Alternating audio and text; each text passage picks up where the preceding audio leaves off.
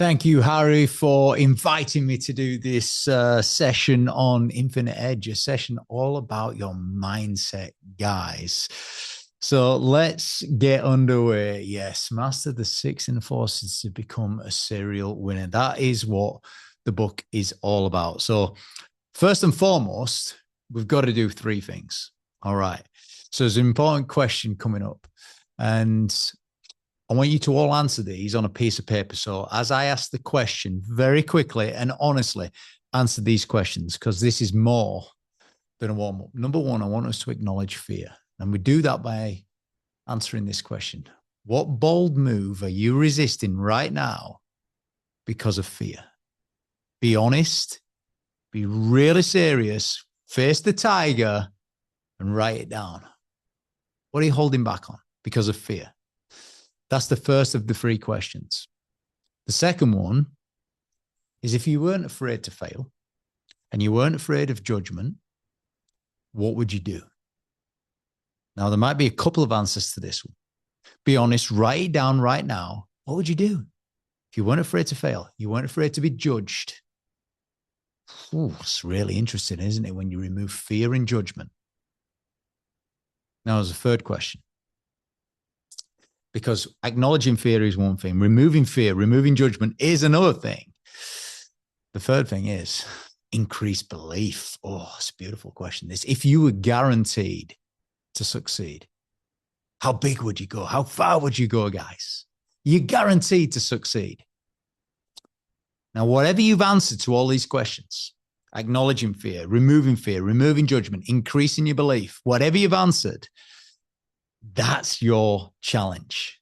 I love this quote that you see here on screen. The hardest truth to face isn't failure. It is meeting the version of yourself you never became. That's what Infinite Edge is all about. It's about identity and purpose, developing a sense of identity in yourself, becoming everything that you're capable of. I like to often say this phrase, becoming a person of total capability. That's what the whole thing's based on. And it's called Infinite Edge because a lot of wisdom has been around for a long time. Check it out. 2,500 years ago. Let's go main screen on that. Oh, sorry. 2,500 years ago, Lao Tzu says, knowing others is intelligent. Knowing yourself is true wisdom. Interesting. Check this out. One of his friends, so similar time anyway, Sun Tzu, opportunities are multiplied as they are seized. He didn't say all opportunities are multiplied as they're imagined or discussed. He said seized, taking action. Interesting.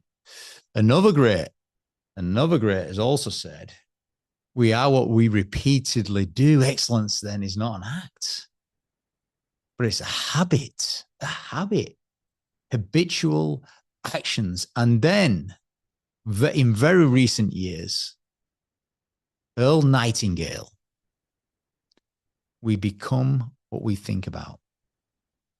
We become what we think about. Let me repeat. We become what we think about. Ooh. Your dominating thoughts dictate your actions almost more than anything else. So what are your dominating thoughts? What you think about, we become. It's very, very interesting. Which brings us on to force number one. There's only 6 forces in this book, and I call them a force on purpose because the magnitude of the impact is ridiculous. So force number one, let's come on this screen again, is mind power. The mind is powerful. The mind is not set. In fact, write the word mindset down if you are taking notes, that is, because a lot of people use AI to take notes now. Write the word mindset down and cross it out, because the mind is not set. The mind is powerful, ridiculously powerful. And in fact, I like to use this analogy to illustrate not just how powerful the mind is, but what the purpose of the mind is. So what you can see there on screen is a beautiful tree, glistening with beauty in all its glory. It's incredible. Trees are incredible. Now, what you can't see on on the screen is one part of the tree. You can't see the tree's roots. And I want to ask you a question now. What's the purpose of a tree's roots? What is the purpose of a tree's roots? Well, there's three purposes of a tree's roots. So you're all thinking now, what are they? What are they? Well, the first purpose is to keep the tree stable. That is it. Keep the tree stable. In fact, you plant a tree, the first place it grows is downwards. It grows downwards before upwards because its first purpose is to keep it stable. The second purpose of a tree's roots, it extends far and wide, is to soak up the good stuff. Soak up the water and the minerals. Not anything else, only soak up the water and the minerals. Only soak up the good stuff. In fact, let's reject the bad stuff whilst we're there. It's beautiful as a tree when you look at it like this. And the third purpose is to use the good stuff. It's called conduction. Keep the tree stable, absorb the good stuff, reject the bad stuff at the same time, and use it, conduct through the tree. So soak it up through the roots, pass it up through the tree, into the leaves, into all its beauty. It's beautiful, isn't it? Only three purposes of a tree's roots. What's that got to do with the mind? Everything. There's three purposes of the mind. The three purposes of the mind. Number one is to keep you stable. You do not like it when you're not stable. All right. Keep you stable. The second purpose of the mind is to soak up the good stuff. We call this learning. Learn the good stuff. Don't learn the bad stuff, guys. Don't learn the bad stuff. Learn the good stuff. Like a tree only soaks up good things, so should we. When the mind is powerful, we soak up the good stuff. When the mind is powerful, we keep ourselves stable. And what do we do then? With the learning that we do, we use the learning. We use it. Actually implement the learning. Now, there's always a gap between intention and attention, action. All right, there's always a gap. And this gap is the second biggest pandemic in the world. It's called procrastination. So we want to minimize this gap of procrastination. And we do that by learning fast, soak up the good stuff. Changing fast, implementing the good stuff. And maintaining drive. Maintaining drive is stability. Not up and down. We don't want to be motivated one day and not motivated the next. We don't want to go for it one week and then just have a week off and burn out. We want to maintain drive. So the challenge of your mind is to learn fast, change fast, and maintain drive. That's what the first force is all about. All right, we're moving it on now, guys. So the second one is all about this beautiful thing that we all of us want, confidence. We all want that. And what do we do with confidence? We build it. Now, in order to just share with you a few things of how you go about doing this, let me tell you a story. This is Sam. This was my little dog when I was growing up. Sam the dog. When I was 9 years old, we got a puppy. And I asked my mum and dad, can I take Sam for a walk? And they said, yeah, of course you can take him for a walk. And I got the lead out and was taking him down the road. I was taking him to the park. It's not far away, really, from our house, the park. It's just down the road, round the corner, across the road, and I'm in the park. Anyway, we're walking down the road. And if any of you have got dogs, you know what they're like. Trying to wriggle all over the place, trying to pull you down a little. He was only a little puppy, so he wasn't really pulling me, but he was wriggling. Anyway, he was wriggling so much. He actually he pulled his head out of the collar, so he wriggled out of it, and he just started running down the road. I'm only 9 years old, and I'm getting really scared. I'm chasing after him, and he thinks I'm chasing after him. He thinks it's a bit of fun. And anyway, got to the bottom of the road, and he ran around the corner, and I couldn't see him anymore, so he ran up the road, and it's only about 5 meters around the corner, and then there's a main road. And all of a sudden, and I heard these cars screeching to a halt. And my heart's beating like this. And I'm really worried, panicking. And I was looking for Sam everywhere, and I couldn't see him. Couldn't find him. I crossed over the road. All the cars are stopped. There was a bit of chaos that was going on. They're all stopped. They're all still there, and they can see I'm looking for the dog, but I couldn't see him. And I looked in the park, I couldn't see him. So I didn't know what else to do. I just ran home. Just ran home, and I was sweating. My heart was probably beating 200 beats per minute. I was upset, visibly upset. And I got to our house, and I ran down the driveway. My dad was in the garage at the time, at the bottom of the drive. And I ran up to my dad and I just said, Sam's gone. I can't find him anywhere. I was panicked. I was crying. And my dad put his hand on my shoulder, just like this. He said, have some belief, he'll come back. And immediately, as he said that, I stepped back a little bit. And you know, when you step back, you don't see something below your feet. You kind of trip up, almost like a step or something like that. Sam was at my feet, and I stepped back and I tripped a little bit. And it was just as my dad said, have some belief. And I remember this from that day on. All that panic, all of that pressure, all of that wasted emotion, which was full of doubts. It was full of doubts. It was just a waste. And I learned the opposite of doubt is belief. We can have doubts, which are natural, but belief overcomes them. Having faith, as Napoleon Hill puts it.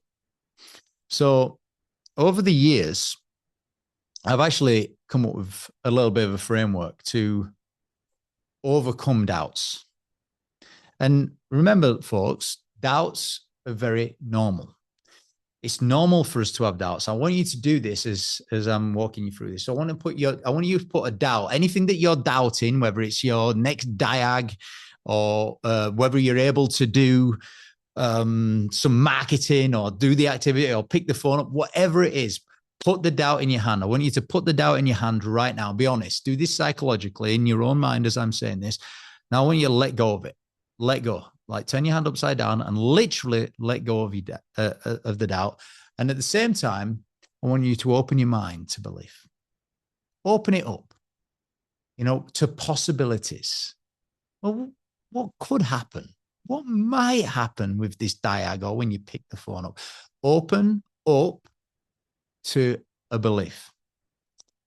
And when you found a belief, just what a little glimmer of light, a little glimmer. So to let go of that doubt, a little glimmer of light. What when you do with that? When you grab it. Grab that belief, and when you grab it and take ownership of it, you own that. All this is done in your mind, folks. What do you do with that? Plant it. Plant the belief. You must plant the belief. And this framework, this psychological technique of letting go, opening your mind up to belief, to possible possibilities, grabbing one of the possibilities and planting it. Wow. Something can now grow. Now, you can't plant weeds, doubts, and expect flowers to grow. You've got to plant the good stuff. But it takes a while for the flowers to grow. So you've got to keep watering the flowers. And we do that by acknowledging that the first part of developing confidence is actually, let me move over here, is self-belief. Because self-belief is the opposite of doubt. And when you've got that, you've hooked onto it, you've planted it, something is growing inside you, and that is actually confidence. And self-belief is the start of the domino effect. So like the visual that you can see there, imagine these dominoes falling like that. That's what the domino effect is. And things can creep up really fast because, I'll just move over there.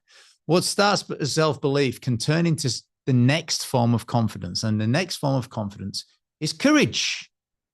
Courage is confidence. There is no doubt about it. And you need the self-belief to get to that point.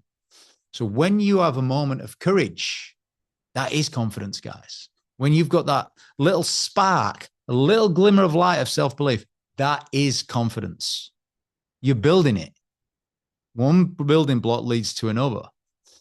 What does courage lead to? Honesty. Honesty is confidence. When you are courageous enough to be honest with yourself, to face the tiger guys, that is confidence. What can honesty lead to? Honesty leads to integrity. Integrity is doing what you say. I like to say keeping promises to yourself. In fact, and I'm adding some drama here. Every promise you keep to yourself builds a level of confidence that you can't even comprehend how big it is. It is instant and immediate. When you keep a promise to yourself, it automatically happens. It builds. It builds inside this level of confidence. And integrity can lead to authenticity. And authenticity is being yourself. Be yourself with pride. That is confidence. So what is authenticity? Well, I like to say that true authenticity is this. It's an alignment of what you think with what you say. What you say with what you believe, and what you believe with what you do. It's an alignment of oneself. The head, the mouth, the heart, and your actions. Your thinking is aligned with your saying is aligned with what you believe, and what you believe is aligned with what you do. And when that happens, whoa, that level of authenticity, you have built a level of confidence inside that will take you to new heights, folks. So the first thing we understand, mind power is a force. So is confidence, and confidence is built. But we said there were 6 forces. We need all 6 of these forces. So what is next? Let's have a look. I call this the inner flame. We need fire in the belly, fire inside. Yes, we do. All right. So the first part of the flame is freedom.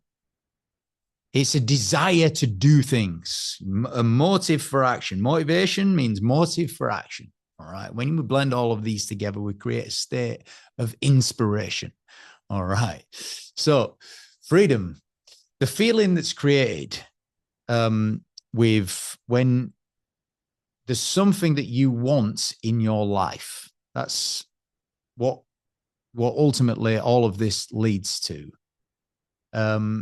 Is I'm going to do this, take action because I want that.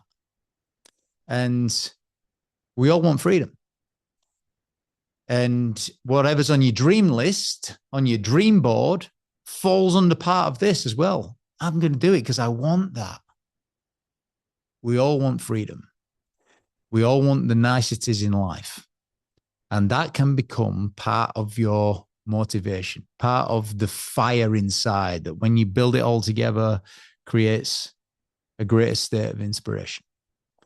Okay, but that's only the first part, because the second part is integrity, the keeping promises to yourself, the moral compass. I like to use the word moral compass. Action coaches, they're good people. We've got good values. We've got good morals. All right. And this creates a different type of feeling, but it adds to the other type of feeling. I mean, it's the feeling is this: I'm going to do it because it's the right thing to do. Sometimes it's the right thing to do. And that's to do with your values and morals. The next part of this inner flame is what we call responsibility, personal conviction. When we're young, the younger we remember when you were in your teens, maybe in your 20s and 30s, there's this really strong desire in self. And what we've got, particularly when we're young, is we've got a level of personal conviction. I'm going to do it because I said I was going to do it. So personal conviction, a responsibility type driver, is really, really important. Now, there's 3 on there, and we need them all. We don't just need one. We need to have this feeling. I'm going to do it because I want to do it. I'm going to do it because it's the right thing to do. And I'm going to do it because I said I would do it. Oh, now there's a force inside that is really driving us forward, but it's still not enough. And we need a little bit of external environmental things. So I'll give you an example here. If I had a spoonful of butter here, and I passed the butter to you, would you eat the butter? Highly likely you would probably say no right now. Definitely not eating the butter. Nope, because it's unhealthy. I'll probably feel sick. It's not good for me. I don't like the taste of it. Lots of that. But imagine if I had said to you, right, let's go in American dollars. It's a universal currency. If you eat this spoonful of butter, I will give you $100 million. $100 million. Will you eat the spoonful of butter? And the answer probably is a resounding yes. Give me the butter right now. So I'm going to ask two questions next, and I don't want you to answer the question until I've asked the second question. So have I motivated you to eat the butter? Or have I influenced your decision-making? And the true answer is I've influenced your decision-making. Because the same reasons exist not to eat the butter. Like, it's not healthy. It might make me feel sick. It's not good for me. But I'm prepared to eat the butter for the $100 million. So when we come back to this is an external thing. I'm going to do it because I want that. Sometimes your children, if you've got children or your family or your loved ones, your husband, your wife, right? Sometimes you do it for other people, and that's all right. But when we blend all four of these feelings inside together, we create a fire. We create a fire that is very, very strong. Willpower. Unfortunately, willpower is not enough. Motivation to a degree can be overrated. It absolutely can be.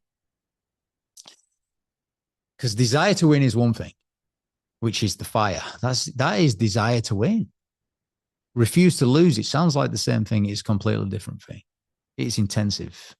This is where true focus is really developed. And we develop it through something called persistence. Now, I like this quote.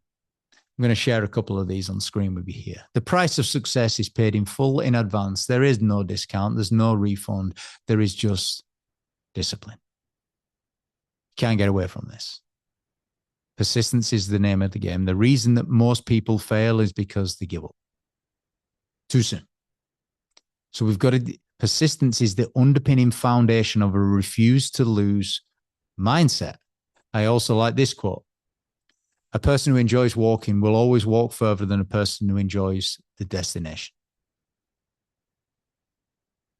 So what it's saying there is fall in love with the process. Fall in love with the journey, and you will never stop growing. Now, that's not enough for refuse to lose, because there's something else.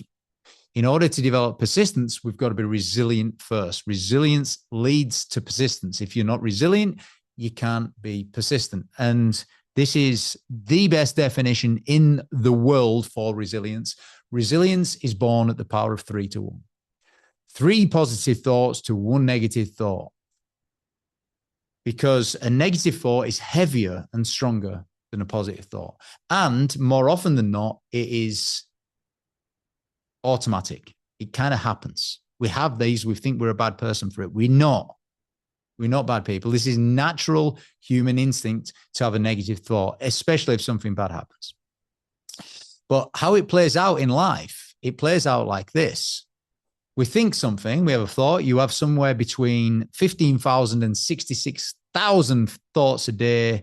And at the speed of light, you feel an emotion. You feel something. So if the thought is negative, I'm really nervous about picking up the phone. What if they say no? I don't like picking up the phone. You have a feeling of anxiety or a feeling of nervousness or apprehension. But once you've had the feeling, it then stimulates the second thought. And that same thought might be on repeat, might become a dominating thought. Oh, and your dominating thoughts dictate how you act more than anything else. So we've got to get control of our thoughts.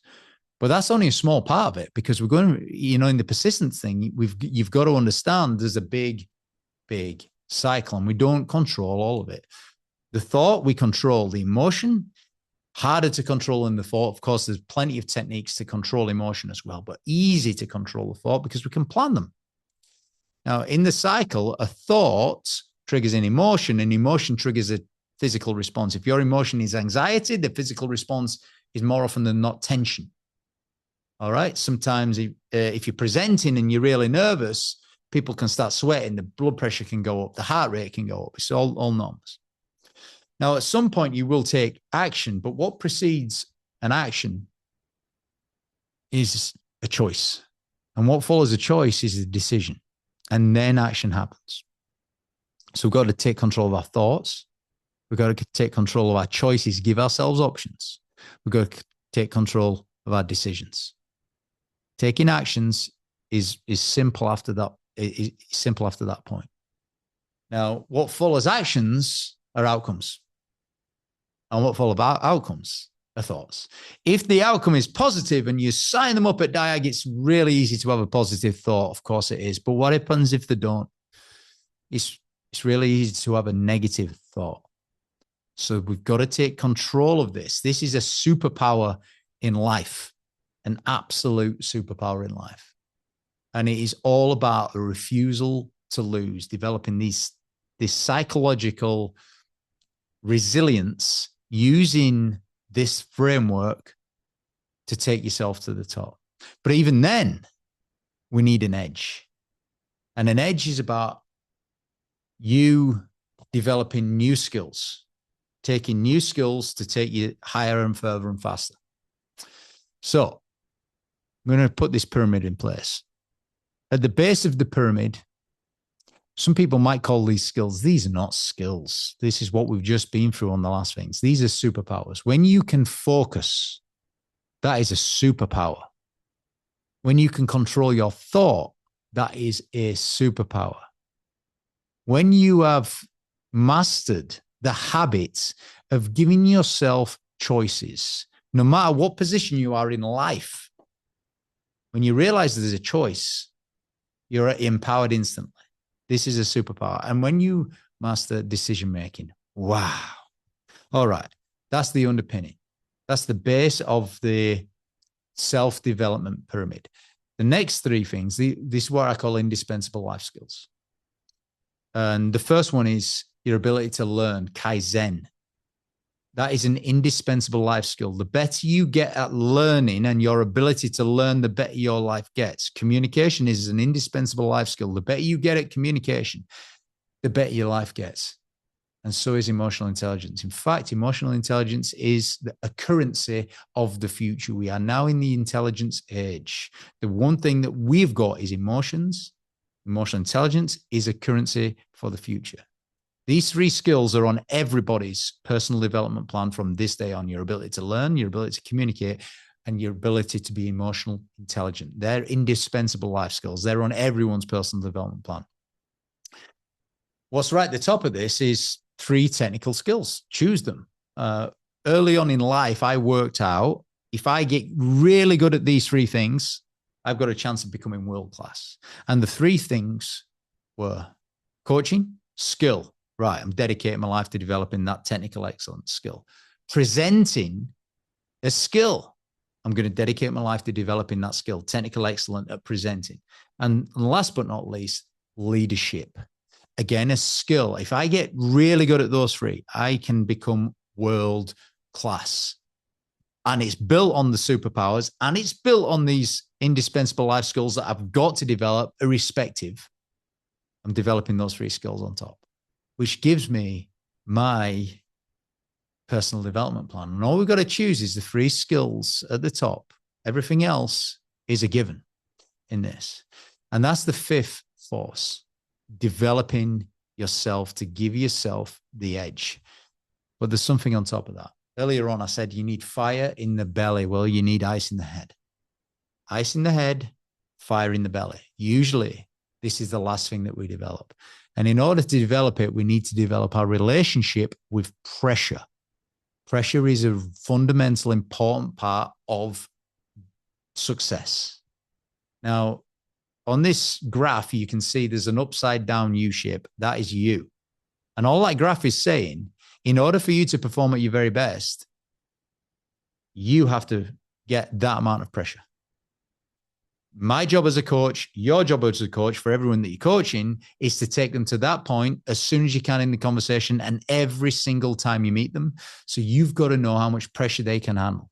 You've also got to know that about yourself, because too little pressure and you will not perform, and too much pressure, you will not perform. The job is to juggle to get you under the right amount of pressure. So we've got to develop our relationship in with that. And when we do, we begin to understand and we begin to develop over time. But as you do grow, your ability to withstand pressure increases. So you've got to be under more and more pressure as you get better. That's why the challenge of performance, we need a coach to keep seeing that and developing it. But there's more than this, because there's only 4 situations that bring out pressure. Let me move down in here. So the 4 situations where pressure exists is one when you're tired. We call this fatigue. One when there's a resistance against you. So when you get an objection in a sales process, it means that someone's fighting you back. You will feel pressure. So when you're tired, you're going to feel pressure. When there's resistance, it's not easy. You will feel pressure. When the risky situation, if there's a 50-50 situation or even a 20% chance of winning situation, you can feel pressure. But 50-50 means 5 times out of 10, you take the chance. It doesn't mean you don't ever take the chance. Even a 1 in 10 scenario is saying 10% of the time you take the chance. So how good are you at calculating risks?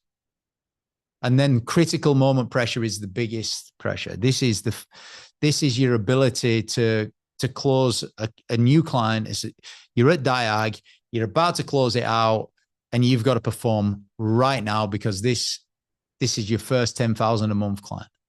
What's your ability to perform when the pressure's at the very, very highest? And that's where you need to be at the calmest, the most calculated, the most deliberate. All 4 of these areas are trainable. The last one is the hardest one to train, and we train that with composure. Now, like diamonds, people are formed. High-performing people are performed under ridiculous amounts of pressure. And they have got an ability to handle fatigue because they have a mental endurance.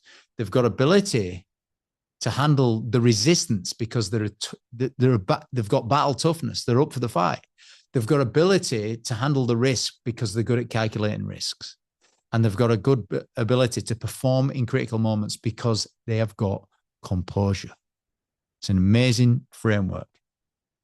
And what we're left with all this, when you add all of these forces together, you're left with what I call a serial winner. You can literally achieve anything in any area of life because it's all about mindset. It's all about personal development. It's nothing to do with any individual industry, individual role. You can literally, those forces, you can achieve anything in any area of life. And that's why I call it the infinite edge.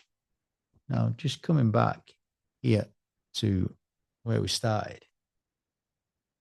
Let's have a look at this gentleman, Robert Frost. He's very famous for saying this. 2 roads diverged in a wood. And you took the one less traveled by. And you know what? That is what made all of the difference. And I wrote this book for one reason. to give the world a framework so that it can achieve in any area of life forever, for the rest of their lives. So there you have it, folks. The Infinite Edge. Proudly with you. Thank you very much, Harry, for asking me to make this video and share it with everybody. Here's the book. Here is the book. I'll be honored and privileged if you go and buy it. If you got children, definitely get copies for the children. Get as many as 10 copies and hand them out to as many people as you can, because they will be eternally grateful. It's got my life's work in it so far. And I hope it has the desired effect on you guys. I am sure it will. All right, team, make it happen. I'll see you again soon. Thank you very much.